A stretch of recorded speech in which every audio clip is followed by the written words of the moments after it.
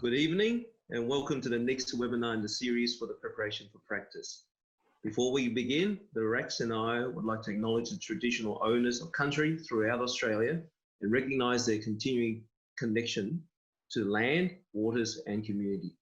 We pay our respects to them and their cultures and to elders both past and present and emerging. Thank you for tuning in again to the webinar. I would like to firstly welcome my co-convener, Ms. Marilyn Raj, who is a urologist practicing in the public and private sectors. Later in the webinar, Marilyn will be sharing her experience from a surgeon's perspective regarding the topic tonight, which is on mitigating risk and protecting your most important assets. Firstly, the usual housekeeping messages. Please use the chat function to fire in those questions, which we will ask speakers at the end of the webinar. I would also be grateful if you would all fill in the feedback form with comments regarding the webinar series. The team led by Catherine Walsh and Virginia Consolo have had to put this series together in light of the current health crisis, and we would all love to get some feedback regarding the first ever Preparation for Practice webinar series from the college. This education series does count towards your CPD, and you can claim 1 point per hour in category 3 for your CPD. Certificates will be emailed in due course. As stated tonight, the webinar is on mitigating risk and protecting your most important asset. This will be presented by Ruperto from Avant and Michael Waycott and Tony Bongiorno from the Bongiorno group, who are making an encore appearance. So welcome, gentlemen. As surgeons, we are well aware of the risks involved in performing surgery. This has been drummed into us by all of our teachers. But what about the risks in managing our surgical practices, the risks to our own well-being, and importantly, risks to our financial status? Similarly, and sadly, we live in a world where we must always look after our most important asset, and I hope our speakers will support this, which is us. We are all likely to be sole traders, for want of a better description. So without us, or our ability to generate work for whatever reason, what can become of our finances, our family, or even our staff? I would like to now introduce and hand over the virtual podium to our first speaker, Rocky Ruperto from Avant. Welcome, Rocky. Thank you, Patrick, and thank you everyone for having me tonight. I'm just going to share my screen. Hopefully pick the right one. You should all be able to see that now. Marilyn, maybe you can give me a nod if you can see that. Yep, good.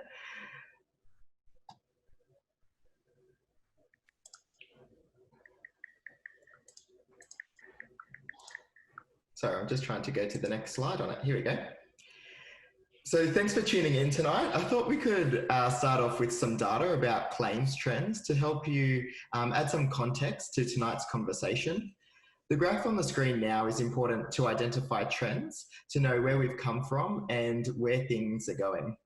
So the blue line is civil claims for compensation. So they're medical negligence claims where a patient claims damages for harm suffered as a result of the alleged negligence of the doctor.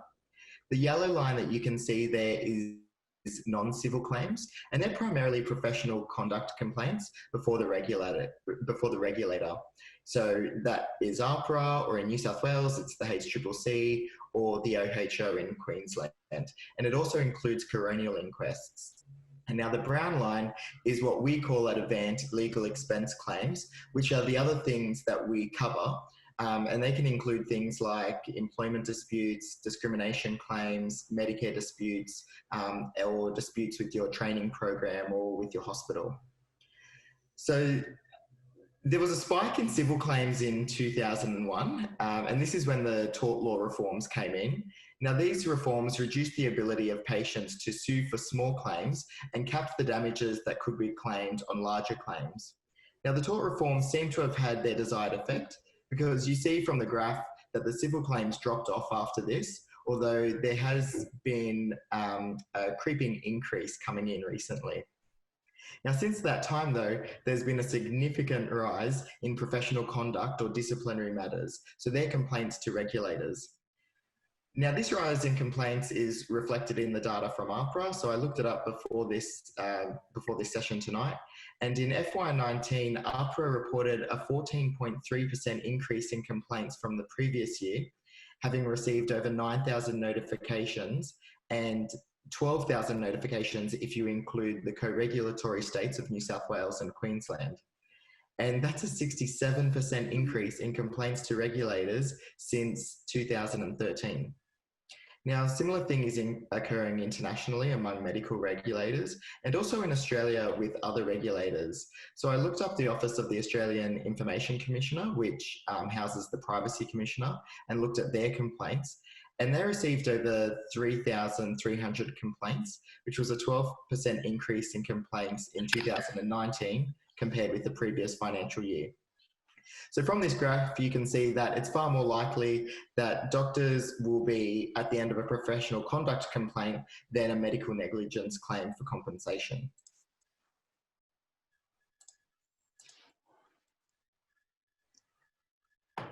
So to give you an idea of the types of things that surgeons who are members with Avant face, we put together this information about compensation complaints and compensation claims rather, and complaints to regulators. It gives a retrospective review of the data which we routinely collect when we get a new claim or complaint. So you can see here that 1 in 6 Avant general surgeon members had a claim for compensation, a complaint to a regulator, coronial inquiry, or another matter raised about the provision of their care in the 12 months between 2017 and 2018.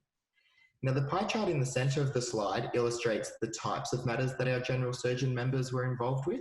So you can see that almost half of the matters are complaints to regulators. So that's the dark blue piece. Now, those complaints can come from anyone, and that includes your peers or your hospital staff or the regulatory bodies, but the overwhelming majority of those complaints come from patients.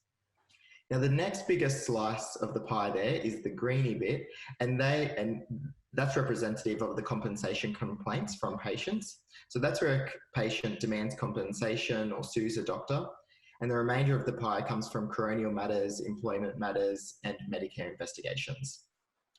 So when a claim or complaint comes in to Avant, the standard of care is assessed by experts or by the regulators. Now, the care of the surgeon in question can be assessed as having met the standard, or it can be assessed as falling below the standard. And in exceptional circumstances, they may even decide to assess it well above the standard. Now, this is important because it heavily feeds into how the claim will play out. So when we looked at our claims data for general surgeons, experts concluded that the general surgeon met the standard expected in more than half of the matters. So in 55% of the matters, they said, yes, the surgeon has met the standard that's expected of them. Now, this figure is important because it demonstrates that even though a surgeon might have done what was expected of them in over half the cases, it doesn't avoid a claim or at least complaint being made against them. Now, the figure was higher for matters that were primarily related to the procedural or surgical issues, so that was 64%. However, it was lower for other types of matters, and it sat at 43%. So if the claim was about another type of matter, not the procedure or not the actual surgery, only 43% of the time was a surgeon found to have met the standard. Now, those other matters could include things like diagnosis, consent matters, and the behaviour of the practitioner, or poor communication.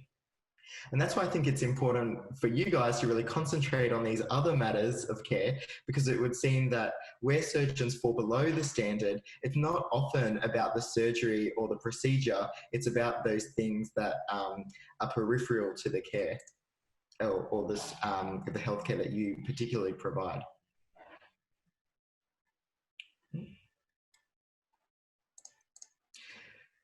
So I hope that sets the scene for you guys and that contextualizes tonight's conversation. And it also sets the scene for why we're going to concentrate on these 3 topics as a way of mitigating that controllable risk. So improving in these 3 areas will help build a strong foundation in your clinical practice, which focuses on quality, safety, and professionalism. Now, the way you communicate with your patients and others is really key to mitigating risk within your practice. and we'll focus on your daily written and verbal communication and when things go wrong. So being cognizant of the impact that these elements have on your clinical care will benefit you throughout your career. So the first topic is communication.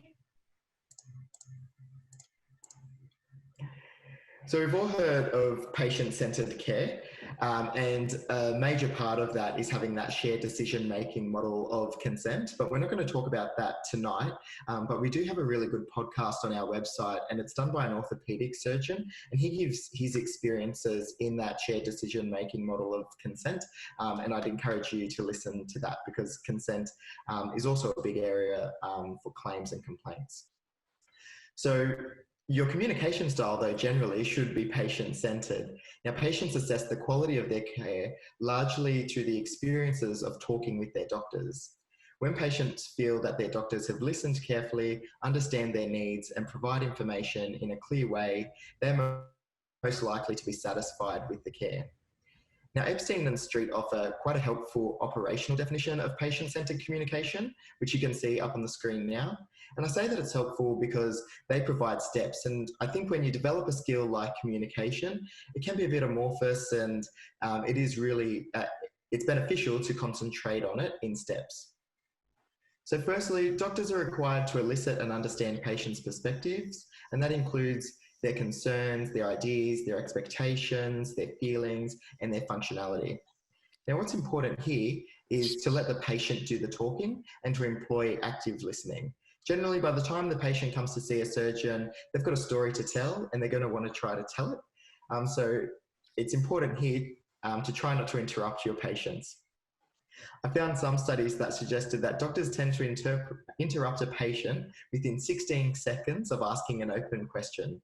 Allowing patients to speak uninterrupted may take an average of just 6 seconds longer, and that will help them not to redirect the conversation. Now, this is important because allowing patients to speak reduces late arising concerns. And because patients often present with more than one concern, the way that you could tackle this is saying something like, "Is there something else?" until the patient responds that there isn't anything else that they need to discuss. Secondly, doctors are required to understand the patient within their unique social and cultural context. So ask open questions here. Rather than asking patients questions that they can answer yes or no to, ask them in a way that will allow you to understand their world a little bit more. If you want to know if a symptom affects their daily routine, ask, "How does this affect your day-to-day life?" They'll let you know from a range of perspectives, and perhaps it'll give you the opportunity to unearth clues about the rest of their lifestyle. Other good questions, I think, are, "I want to know how it started. Can you please tell me a little bit about that?" Now, prefacing it in this way, "I want to know," demonstrates that you have an interest in the patient, and it'll help them open up to you. So doctors should really aim to reach a shared understanding of the patient's problems and offer treatments as well that are concordant with the patient's views. And the only way that you're going to know about their views is if you do a little bit of that detective work and unearth what kind of context they come from.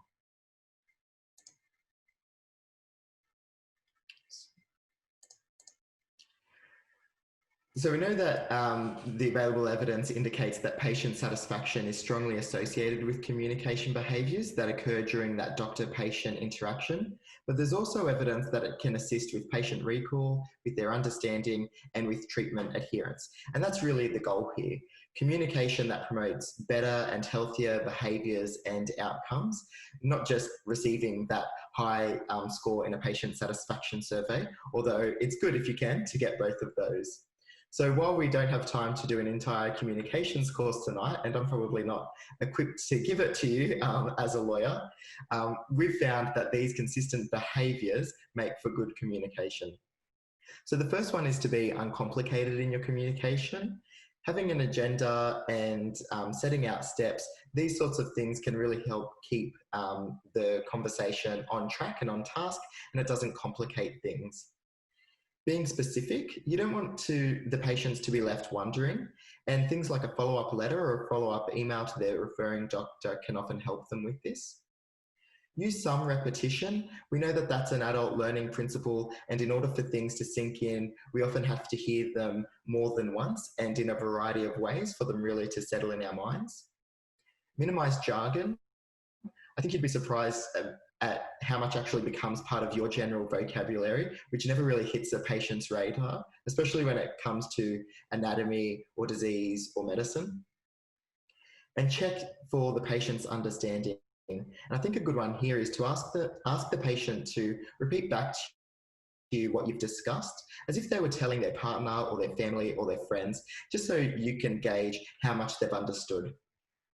Now, communication should simultaneously employ a patient-centered approach, but it should also be an interpersonal interaction. So demonstrate that you have genuine care for your patient. You don't want to provide care that's perfunctory in nature. And make sure you clarify your role and the patient's role. A patient that has buy-in is going to have a better outcome, and your communication style is going to help them buy in. I think that at this stage of your career, as you are preparing for practice, think about doctors or people that you've admired where you've thought, wow, they did that really well, or wow, the patient really responded to that really well, and try to pick up or steal some of their phrases for you to use later on in your career. And it might be a good starting block. And lastly, I just encourage you again to listen to that podcast by Professor Ian Incoll, who's an orthopaedic surgeon. It's on our website. He gives great advice about this and about the shared decision-making model of consent. It's very natural, and it comes, I think, after decades probably of experience with interacting with patients. And hopefully he can give you some gems that give you a little bit of a head start in this area, because I don't think it's an easy area at all. So the next topic we're going to talk about is medical records and documentation. So poor medical records on our analysis was identified as an issue in 1 in every 9 claims. And this report is based on over 8,000 claims and complaints for practicing Avant doctors, but that's from all specialties, not just surgeons, which were finalised between 2016 and 2019. Record keeping issues were rarely the main reason for the claim, and in fact they were considered the main reason in less than 1% of matters. However, they usually rose in addition to problems with other aspects of care. Poor record keeping was much more commonly identified in claims where doctors' care was considered below standard on the main issue than those where it met standard. So as I mentioned before, when the claim comes in, we have experts to assess whether or not the doctor's performance was at standard or below standard. And so what we can see here is that from the graphs on the screen, that if the doctor was below standard on the main issue, 1 in 4 of those also had poor records. Now, if you compare that to doctors that met the standard on the main issue, only 1 in 22 of those had poor records. Now, there's many inferences that you can draw from that, but one is that poor record keeping can either contribute to the standard of care being below standard, or a person who is meticulous in their notes may also be meticulous in their care. Now, this is particularly important if you ever come in front of a judge or some other regulator. They've never met you and you've never treated them, and they only have your notes to go off, and it can really contribute to their overall impression of you. So that's another reason why it's also really important.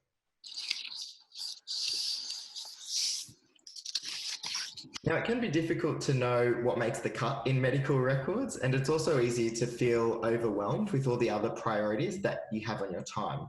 But we've seen cases that really acknowledge the real-world constraints on doctors, and the standard you are held to will be that which is reasonably expected by your peers. So what you should put in your records is enough information to ensure safe and effective ongoing care of the patient, and you should document your clinical reasoning. Records should be contemporaneous to the time that you meet the patient, and if records can't be completed at the same time of the consultation, they should be updated as soon as possible afterwards. And in those circumstances, you should document the time of the consultation and the time the record was made. Records considered below standard were almost always inadequate or incomplete. For example, they did not document important verbal discussions about risks of complications or treatment options. They omitted details about physical examinations, tests or treatments performed, and they did not document negative history and diagnosis that were considered but eventually ruled out.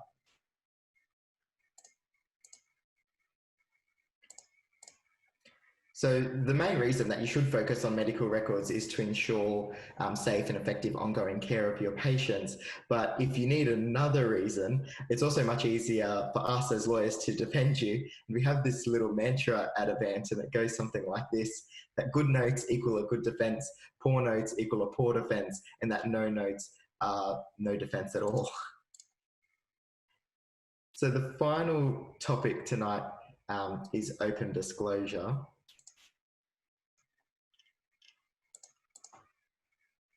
Now, all jurisdictions in Australia have apology laws, which protect statements of apology or regret made after incidents, so that they can't be used as admissions of guilt on your part. Now, this protective legislation aims to create an environment where doctors can feel comfortable expressing regret to patients.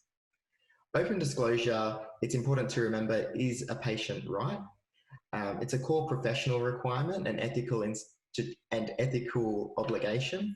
So a lot of hospitals that you engage with, they might have their own policies about open disclosure, which you would need to check and you would have to follow those. And it also lives in section 3.10 of the Code of Conduct. So that's how it becomes an ethical obligation of doctors. It's a normal part of an episode of care should the unexpected occur, and it's a critical element of your clinical communication skills. And it's also an attribute of a really high functioning health service organisation, and it's an important part of healthcare quality improvement. Now, a good place to start with open disclosure is the Australian Open Disclosure Framework, and that has been endorsed by RACS, I checked, and it's also been endorsed by Avant.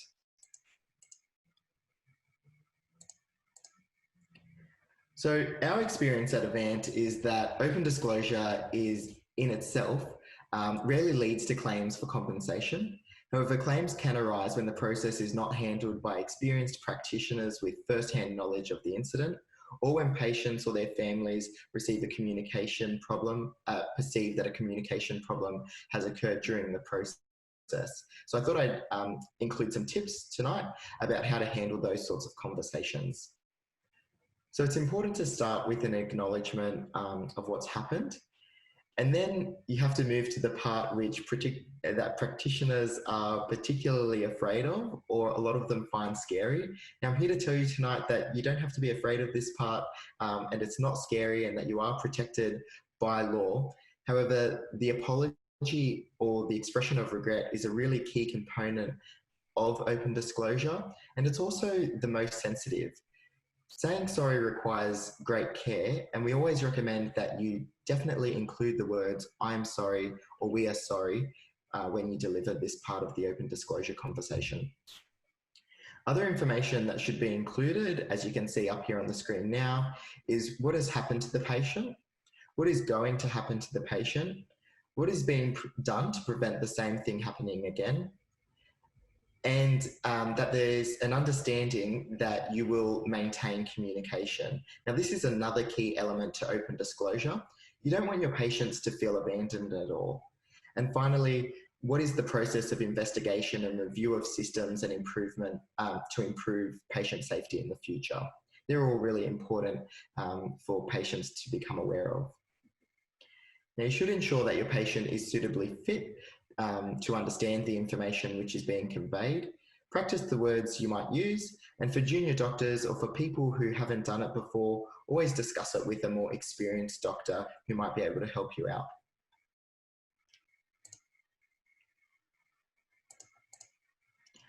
So I thought we could sum up tonight's conversation and the three topics that we discussed with a case example, which highlights the importance of good communication and good record keeping, and the importance of being open and honest with your patients when things go wrong. So this is quite a well publicised case. A patient was experiencing lower back pain due to a disc protrusion between the third and fourth lumbar vertebrae, which impinged on the fourth lumbar nerve on the left. A laminectomy and discography was performed, which was intended to be at the L3, L4 level. However, the surgeon conducted the operation on the wrong disc at the L4, L5 level, which was only discovered in subsequent imaging. Following the procedure, the patient continued to experience back pain that was worse than before the operation. However, the patient was not informed of the mistake by the surgeon, who altered the operation report to indicate he had operated at the L4, L5 level. The surgeon then also changed the preoperative diagnosis to make it clear that, to make it appear rather, that there was a problem at the L4, L5 level when there really wasn't. Consent was then obtained from the patient by the surgeon for a further operation at the L3, L4 level, which should have been carried out in the first place. After this operation, the site became infected and the patient was hospitalised. The area was reopened and drained, but the back pain did not go away, and further imaging confirmed presence of arachnoiditis. The patient sued the surgeon for damages for the back operation, and the case went before the court and before a judge. In addition to negligence, the surgeon faced a claim for battery for not having proper consent, as consent obtained earlier for the second operation was nullified by the surgeon's lack of candour in obtaining it for that procedure. As a consequence, the judge ordered the surgeon to pay over $400,000 in damages, which was increased on appeal to excess of $600,000. Now, I know that this is an extreme case, but it really exemplifies how things could have been different if the surgeon had advised the patient that the operation had been performed at the wrong site as soon as possible or as soon as he became known. A lapse in the standard of care may be a failure to recognise the adverse event, to act appropriately to rectify the problem, or explaining to the patient what happened and any anticipated short or long-term consequences. Now, open disclosure is a legal obligation when a patient has suffered any injury as a result of their medical treatment. It's also an ethical requirement, as I discussed before, and you can find it in the Medical Board of Australia's Code of Conduct, which states that when an adverse event occurs, you have a responsibility to be open and honest in your communication style with your patient. Failure to engage in open disclosure may also have legal implications. And the best time to engage in open disclosure is when the patient is suitably fit to understand the information conveyed to them. Often patients don't fully comprehend what is being said, and they might come back later asking the same questions or they might make a complaint in order to elicit information as to what occurred. But this possibility shouldn't really be a reason to put practitioners off engaging in open disclosure, because as we've just heard, it can end up a lot worse. So honesty really is the best policy in this scenario. And that's it from me. I hope I've been able to show how these three areas can really, done well, done properly, taken care, working in steps and processes can help to mitigate your risk. I was quite astounded by the research that we did, that while surgeons often meet the standard in the far majority of cases, there was a lack of times that, or it was less than half of cases that they met the standard in those other things that are, really help support the actual surgeries and other care that you provide. So it's well worth looking at these sorts of skills and trying to improve them where you can. And I think having a really good mentor or just stealing little bits from people that you admire can help give you a head start. And then as you practice it more, it will become more natural. So thank you very much. Thank you so much. Thank you so much, Rocky, for that very informative talk. That case study you just described, every neurosurgeon and orthopedic spinal surgeon's nightmare. Yeah. So it happens, and you need to be upfront and be truthful. And I think very important also to ask advice, and Avant is the place to go. You ask for your advice, and you guys have never led us astray. So thank you very much. Okay, so our next speakers are Tony Bongiorno and Michael Waycott from Bongiorno Group, a great friend and colleague to a lot of surgeons, who will be presenting on protecting your most important asset. Welcome, Tony and Michael. Thanks, Patrick. Very much, Patrick. Is that volume okay? Perfect. Yeah, good. Rocky, that was a terrific presentation. I really picked up a lot on that one, and thank you very, very much. It was really well presented. Great factual info. So it's my great pleasure tonight to introduce one of my business partners and someone that I've worked with for 17.5 years now, Michael Waycott. Michael is a fully qualified accountant. He's a certified financial planner and financial advisor, and he's also certified as a finance broker, mortgage broker. Michael and I have worked in this area of insurance for, as I said, 17 years, and he could answer, and hopefully we'll be able to answer all your questions, but particularly, Michael, the episode that's occurred in the last few months. And basically what happened was doctors' incomes, for the first time in my 52 and a half years, literally fell off the cliff, didn't they?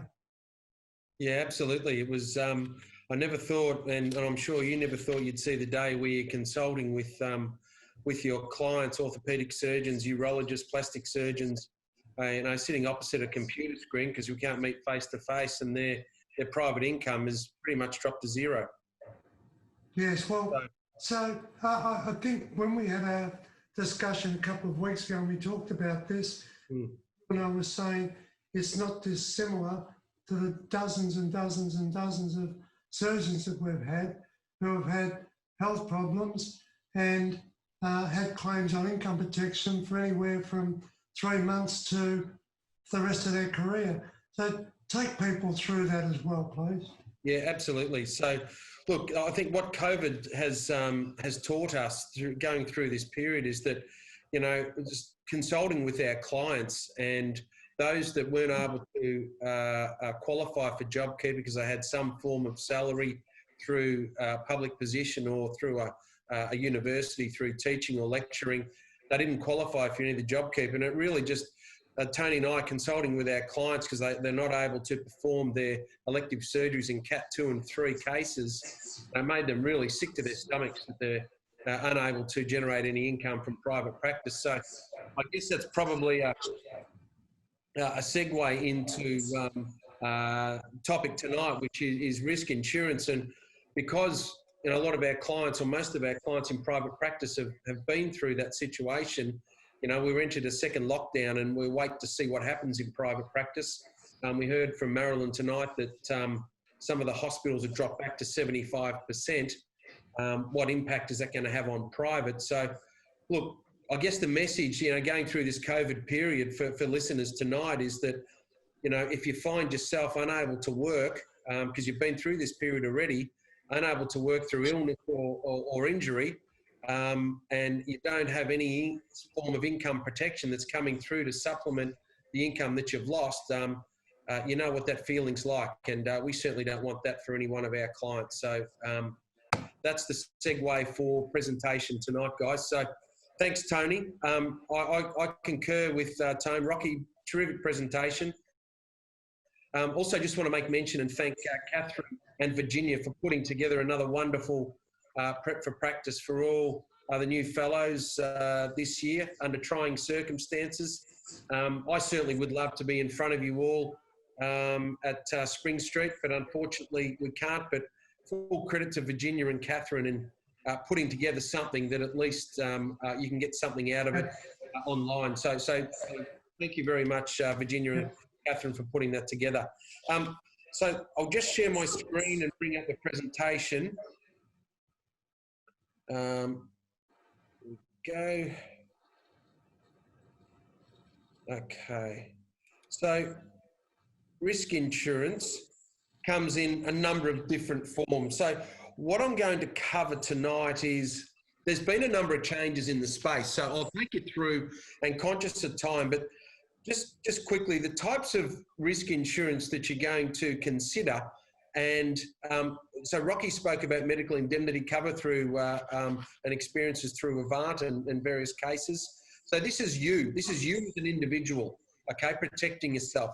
So we have income protection, which generally covers you for 75% of your income at this point, okay, and I'll make that point clearly. There will be some changes down the track, and I'll take you through those. Life insurance, it is what it is. Trauma and critical illness, so this is basically critical illness cover that it's all major illnesses such as heart attack, cancer, stroke, and so on. And total and permanent disability, so be spinal, mental illness, loss of limbs, and needle stick, which covers you for HIV, Hep B and C. So we'll just focus our attention just for the moment. And if you've got any questions as I go through this next part now with income protection, because it's really critical that we try and understand what's actually transpired. And just before I continue, I'll just give you just a little bit of history around income protection and insurance companies around the country. So what's actually happened in the insurance space within Australia is that the insurance companies across the board have made significant losses due to basically collecting less in premiums to what they've paid out in claims. And it's got to do with the types of policies that individuals have had. And they've made significant losses, the insurance companies across the board. So what the decision was made is to actually change forever the nature of the income protection policy that you can apply for after the 1st of April. So that first dot point clearly states, and we were incredibly busy as a firm for those that are wanting to organise their income protection policies to have what's called an agreed and endorsed policy in force by the 31st of March. So I'll give you a quick example of what that means. So if you've got income of that would support an income protection monthly benefit of say $20,000 per month, it's rubber stamped at time of application. You've done all the medical checks, provided your income information to support the level of income you're applying for as a monthly benefit. Then down the track, if you decide to take a sabbatical, take some time off and you have a claim while not working, and you have a claim, then the insurance company doesn't ask any questions because at the time of application, it's rubber stamped, no questions asked at time of claim, it's agreed and endorsed. So what's happened is claims were being paid over and above the monthly benefits were being paid to the claimants, the insured, over and above what they were actually earning at the time of claim. So what they've done, they've stopped it from that point. So from the 1st of April, they're going to be what's called indemnity policies, and I'll explain what that is. But this next point I'm going to make is really critical. So if you can write this down, if you have an existing policy that's what's called agreed and endorsed, in force before the 31st of March 2020, if you decide that, well, all you fellows out there, those are online tonight, your incomes may have gone from here to here. I know we're going through this difficult period right now with COVID, but coming out of COVID, if your income is increasing to more than what you've got insurance cover for, you may have the ability to increase that policy and still have the same conditions to the policy on the increase to what you've already got. So it may still be endorsed and agreed, which is sensational. So just make the point that only all brand new policies after the 1st of April will be what's called indemnity policies, which basically what it means is at the time of claim, right now, they would take the best year of income out of the last 3 years. And they would divide that by 12, multiply it by 75%, and that would be your monthly benefit, okay? So that's the way indemnity, so basically, when you have an indemnity policy, you've got to prove the level of earnings you're earning at the time of claim, as opposed to an endorsed and agreed where no questions are asked at time of claim. So if anyone, and this is a pro bono, Tony and I chatted before coming online tonight. If anyone's got any queries on their policies, there's a strong relationship we have the college with. If you scan your latest policy details and your income protection, I would send back a reply, or Tony send back a reply. We'd have a quick look at it. If we think you've got the capacity to increase it, or based on your income, we'd we'd suggest that to you. But take that opportunity. It's a pro bono thing, is the strong relationship with the college. Okay, so there's further changes that, you know what, they're actually quite scary. And those online tonight, I've got an opportunity between the 1st of April until the 31st of October, because there's further changes afoot. After the 31st of October, there's actually a consultative group that have, as a panel, are sitting down and working through what those changes might look like. I'm not sharing all that with you tonight because it's not fantastic news, but I can say to you that those that are considering changing their policies or setting up a brand new policy, you want to get in between now and the 31st of October, because after that date, there could be a 2-year own occupation benefit period. So in other words, if you've got a long-term claim and you're a neurosurgeon, and it goes longer than 2 years, so your injury, you could potentially cover a physician's role, then they may cease to pay you after that 2-year period, because it's any occupation, not an own occupation, covering you as a neurosurgeon. So if you can perform some other function or position in the medical space, then they may cease to pay you. We don't know. These are just the things that are on the table right now. Last 12 months income. So when I mentioned to you up to the 31st of October, indemnity policies would be the last 3 years. And what they'll do, any policies that are written after October, this is what's on the table. Again, it's speculation, but they may revert to whatever you weren't last year is what monthly benefit we're going to calculate if you have a claim. Okay? And this is a doozy, this one. So this is maximum 75% of your total income. So if it's a car accident, for instance, or you've got a public position where you've got excessive sick leave, when I say excessive, it may be longer than what you've got as a wait period on your policy. So you're getting your sick leave being paid, or you've had a car accident, TAC's paying you. The insurance companies are saying that you're not going to get any more than 75% of your income, taking into consideration all your insurance payouts or sick leave payouts. So that is a real doozy, and we watch this space to see what happens after October or leading up to October 21. So just before I move off this slide, so the message for you guys is, if you're considering anything, changes to your policy, any new policies, get in before October. If you're looking to increase your existing agreed and endorsed, happy to look at it for you, but you may still have, with that increase, the same conditions to the policy that you already have. Okay, so it's funny presenting on Zoom, because usually, you know, you're on stage presenting to a wonderful group of people in front of you, and it's incredibly interactive. So it's a very different way of presenting. So when you take out a policy, you've got options to stepped versus level. And this is the way I explain what the difference is between stepped and level to anyone considering a policy, or anyone who just doesn't understand what the differences are. So this is an illustration of, you see up the top there, $15,000 benefit period, benefit payment per month for Joanna. And she is, I think we did it on 38.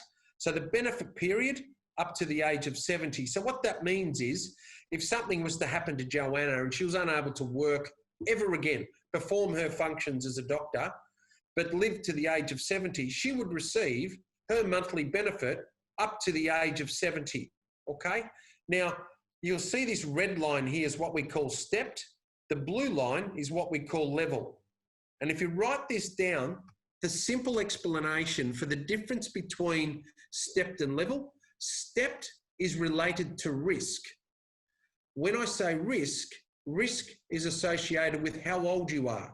So statistically, the older you get, the greater risk that you are statistically to the insurance company of having an insurance claim, okay?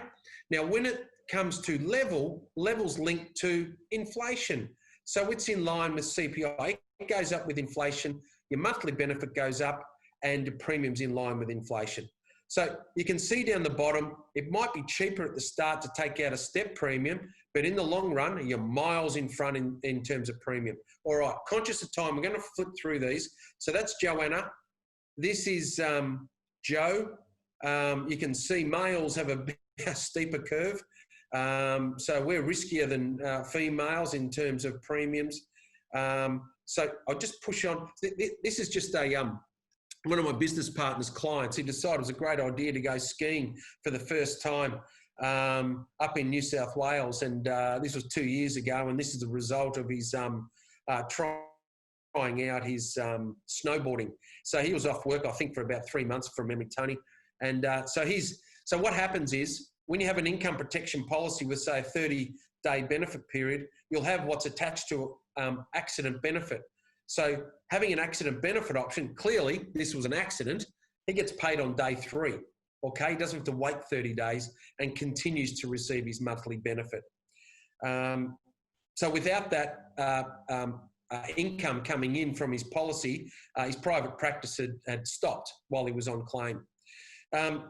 Life insurance, look, I say this to all my clients, and I'm sure Tony's the same. So if he didn't come home tonight, this is a bit of a carry-on from the last session I did a couple of weeks ago. So we talked about wealth creation. We talked about the use of banks as part of wealth creation. You can't buy a house with a credit card, or very few people can, if at all. So you're going to use the banks. You're going to create some debt throughout the course of your professional career. And what we need to do is to ensure that if something was to happen to the major income earner within the family unit, that the family's not left covering this debt with any form of cover at all. So I always ask the same question. If you didn't come home tonight, how much debt would you like your family to be left with? And 99.9% of the time, it's zero. So that's the first point. So your ability to earn income is going to dictate your financial future and freedom. So the decisions you make today are certainly going to dictate what the financial future holds for you. So you're going to accumulate debt along the way. Ensure that you've got appropriate protection. It's matching it up. It's the important thing. Sit down with your advisor. I'm happy to help in any way, but you just got to make sure that you're matching those things up. Worst case scenario is really what a good advisor is going to be looking after in your best interests, that if the worst case scenario was to happen, that you're protected and so is your family. So what else have we got? We've got, so that's pretty much, just conscious of times, 20, 25 minutes, but risk insurance is, for most clients, is really not optional. I don't have anyone that doesn't have any form of risk insurance, and it's just a matter of working out what's appropriate for you. If you had 10 different advisors in the room, they may suggest 10 different amounts, but you're the one that's insuring yourself. So it's up to you in consultation with your advisor as to what you think appropriate levels are and what fits into your own budget as well. I stick this in purposely. Estate planning, the old saying is, nothing's a problem until there is a problem. I haven't got time to share the full story, but yesterday I had a very long Zoom meeting with a very dear client of mine who is going through a really rough time with husband who's mentally disabled to the point can never practice as a doctor anymore. But unfortunately, powers of attorney weren't signed. They were prepared, but they weren't signed at the time of the accident. And it's provided an ongoing problem with access to funds and being audited by a group called VCAT. So the point I make is they are separate, wills and powers of attorney. You absolutely must have them. As I said, nothing's a problem until there's a problem. So wills, protect yourself. A powers of attorney. So powers of attorney, who is to act on your behalf if you're mentally incapacitated so that you can't act in any way, shape or form for yourself, whether it be from a legal sense, banks, finance, anything. So you've got to make sure that you have those in place. Now, I've just got a couple of stats just sort of to finish with. These are trauma claims. So this is the average claim for critical illness. You can see there the percentages of claims on trauma cover. So trauma cover, what happens is if you have like a policy of, let's say you have a $3 million life insurance policy, and you might have $1 million trauma policy, and you had a heart attack. 2 weeks ago, I had a phone call while coming back from my walk with my wife and my dog, and one of my good mates called me from his hospital bed, 49 years of age, and he told me he just had a stent put in his heart. He's one of the fittest guys I know. Ringing wet, he's about 75 kilo, runs a pharmacy and had a heart attack and has no family history of heart disease. So what happens is you get paid that. So we just never know what's going to happen from a medical sense. So it's just making sure you're looking after the worst case scenario. So under that trauma policy, you get paid the $1 million for the trauma policy. Your life insurance policy reduces by the payout of the trauma policy. It will drop by $1 million. But on the 12-month anniversary, you need to be alive after 12 months. Your life insurance will go back to its original amount. So again, sit down with your advisor and work through that so you understand it. Those that have got it, you're paying for the policy, so it's really important you understand it. Okay, so that's the average age. It's pretty scary, 49, and that falls in line with my mate. This is average age of claims for income protection, 44. You can see down the bottom the average monthly sum, 3,574. You know, your incomes are going to be dramatically different to that. You said the youngest claim is 20 and the oldest 65. So generally income protection will cover you up to the age of 65 or 70 with some policies. I welcome any questions.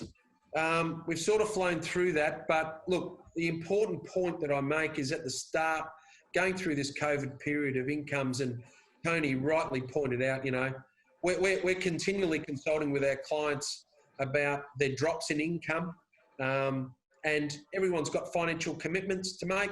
We've still got private school fees. A lot of the private schools are not providing discounts, so everyone's got financial commitments.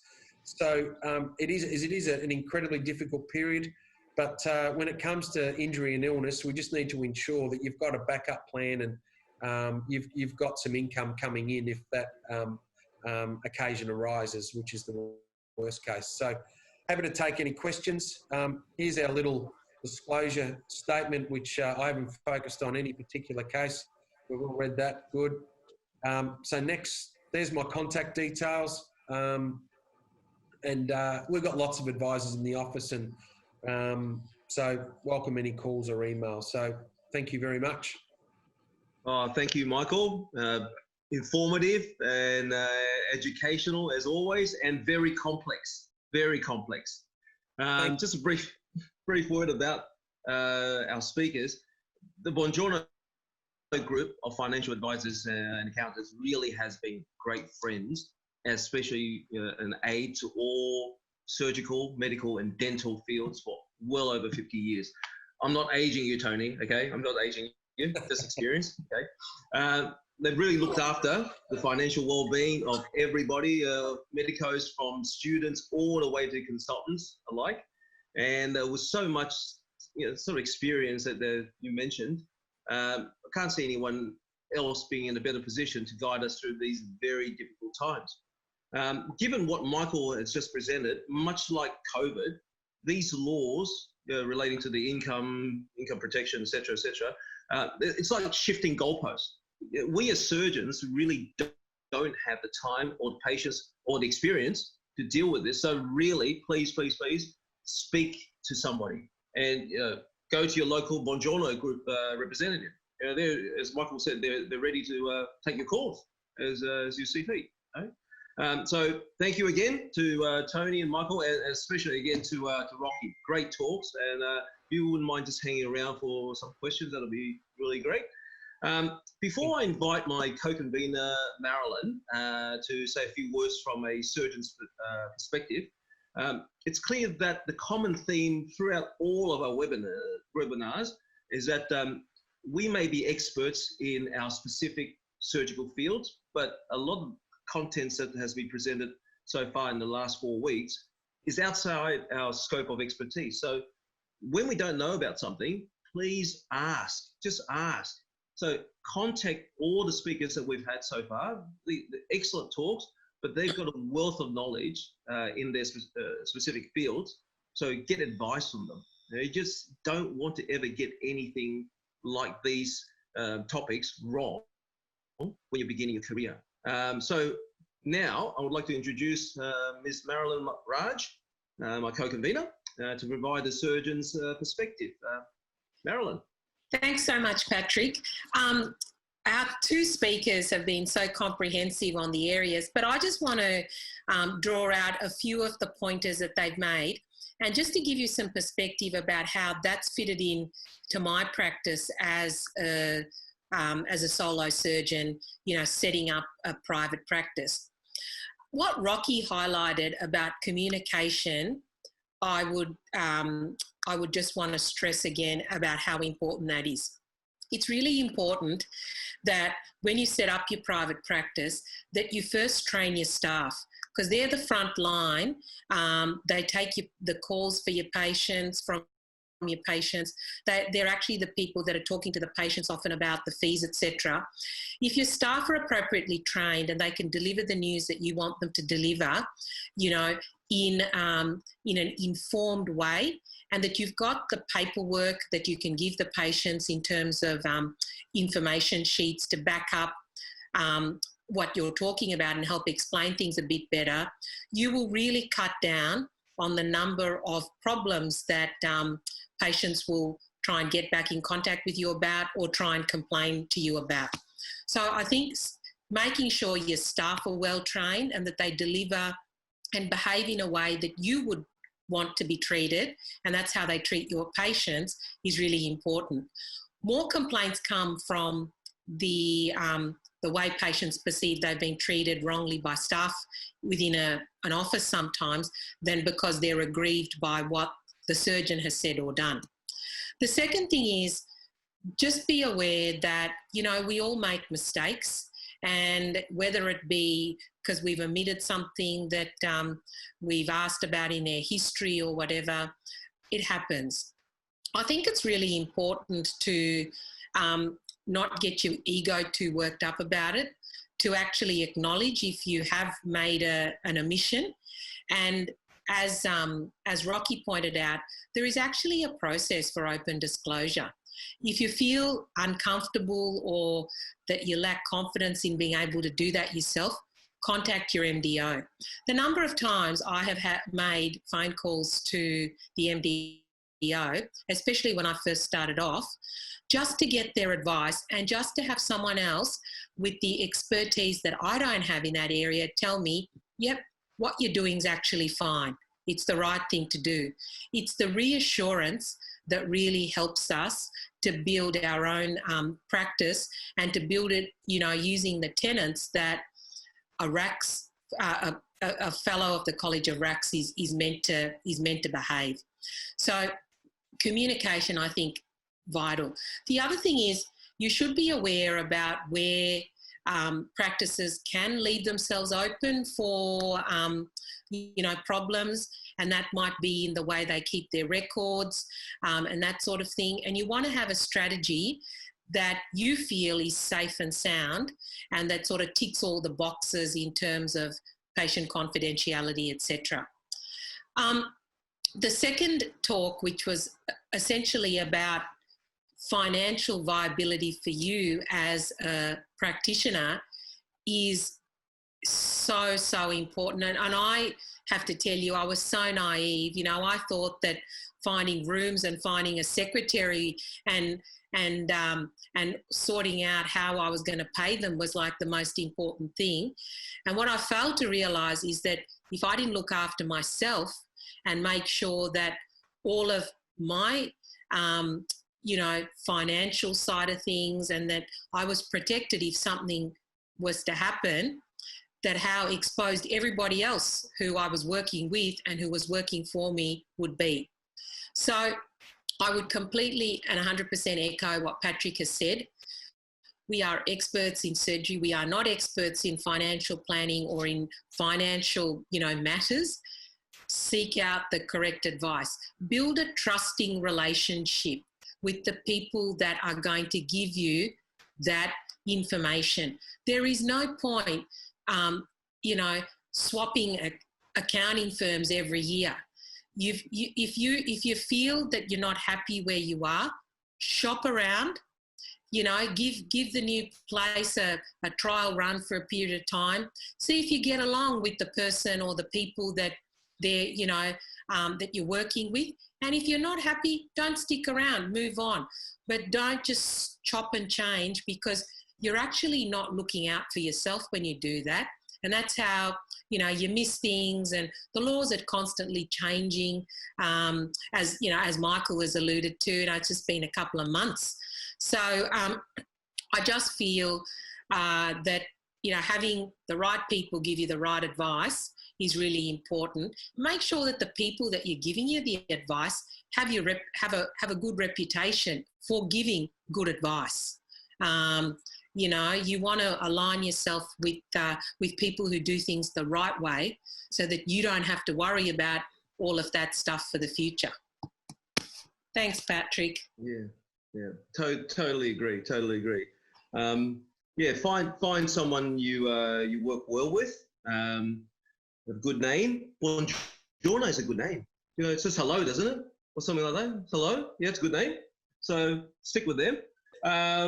Okay, so we've got a couple of questions. Can I just clarify one thing, Michael, to start off with? Yes. One of your slides, the income protection change date, is it 31st of October 2021, not 2020? So we've got a little bit of time. We're not rushing. Okay. That's right. Yeah. So that date is the next round of changes that they're supposed to hit the ground, is the 31st of October next year. So we've had the change up until the 31st of March, where endorsed and agreed policies are gone, replaced by indemnity. So between the 1st of April 2020 and 31st of October 21, you can still get a reasonable policy, but the changes after October 21 don't look that good for any new policies after that date. We don't know what's happening, though. That's the thing. No, there's like things on the table, which I've alluded to a few of them tonight, but there's more. Yeah. And there will be more. Okay, so I've got another question for you. I think I know the answer to this, but so if you have a general power of attorney, but didn't have a medical power or enduring medical power of attorney, if something happened to you, does it revert to the general power of attorney, or is it a free for all in terms of the health and the medical side? Rocky, Tony. Tony? Great question. And all the power of attorney laws changed about 2018. So you actually, Patrick, need both. You need both. So about, I had a personal experience on this about maybe 6-7 years ago. My mother-in-law had a stroke, and she was at one of the major hospitals, and the surgeon rang up, and the hospital rang up and said, she didn't tick the box yet, the 7 vital signs, she was brain dead. And my wife had the power of attorney and made the decision to do what the hospital recommended. Her sister was quite aggrieved at the time because she thought she'd done the wrong thing, and there was a little bit of a family, altercation because she thought that there'd be a miracle, but the reality of it is you do actually need both today. We really are strong advocates I have never personally had clients doing more wills than since the COVID crisis. Yeah, absolutely. You're the same. Yeah. It's unbelievable. Yep. Yep. Any comments about that, Rocky? Yeah, I would just say it's a particularly difficult area of law, and it's also state-based, so make sure you check the laws where you are in the state. But just to echo the sentiment about the making of wills, it's also been our experience, and we're hearing from our doctors that they've never experienced so many advanced care plans being made as well. So it's certainly on people's minds at this time. Yeah. I mean, it's a living document, isn't it? The will, it changes. Yeah, a lot of people used to think it is. That's it. You set your will in stone. Don't ever change it. No, but things change. COVID, we never heard of COVID, 6 months ago. So things change.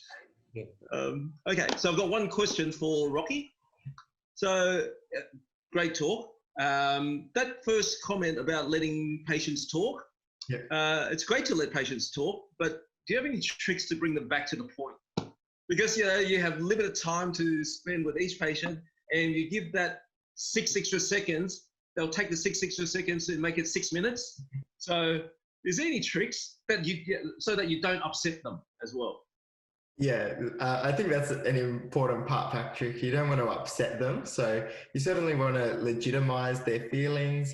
So saying things like, I don't know, it seems that you're going through an awful lot at the moment. It seems like you've got an awful lot to cope with, and make sure that you're really empathetic. So this is clearly worrying you a great deal, but then it's time to negotiate the priorities. And you can mention, look, we only have a certain amount of time in this consultation, and I'd really like to help you with these things that are most urgent, but I'd love you to come back and see me, and I really do want to help you with these other things, but let's deal with the most urgent ones first. And if you think that open questions are great, but as the consultation moves forward, I think of it as a cone or a funnel. They go from open to closed question cone, you can think of it. So start off with open questions, but then they slowly draw the conversation in and start asking more closed questions. So you can make sure that something is actually coming out of the consultation and you are being effective. Great.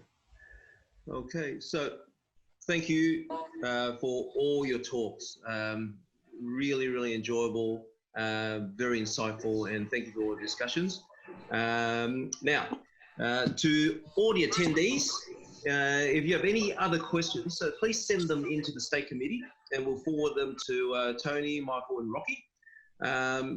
Another thing to remind you, please don't forget to fill in the feedback forms. It really helps us to get a sense of how things are going. And thank you all for attending, and a reminder to register for the next webinar planned for next Wednesday. That's next Wednesday, and that'll be on record keeping. Very, very appropriate, as what Rocky said today, cloud versus desktop. Looking forward to virtually seeing everyone next week, and thank you and good night. Thank you, Thank you, everyone. Thanks, everyone, for Bye-bye. coming. Thanks, Rocky. Thanks, Rocky. Thanks, Marilyn.